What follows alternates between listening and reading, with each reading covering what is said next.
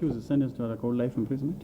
In count 2, the accused is sentenced to undergo life imprisonment. Count 3, sentenced to undergo life imprisonment. Count 4, the accused is sentenced to undergo life imprisonment. Count 5, the accused is sentenced to undergo life imprisonment. Count 6, the accused is sentenced to undergo life imprisonment.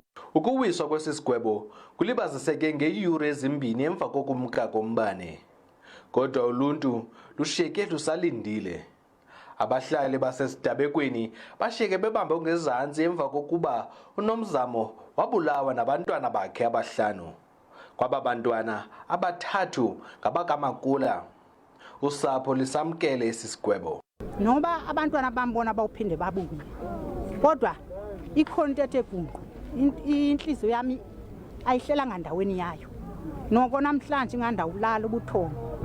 Kuba ubanjiwe. Lento nambe ndifuna uhulumeni wamgweba futhi ngolihlobo nambe ndicinga ngalo. Unconyiwe umsebenzi owenziwe ngabaphandi belityala.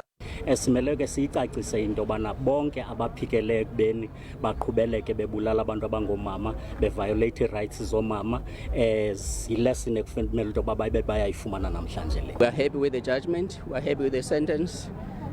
We think that this is what the accused deserved.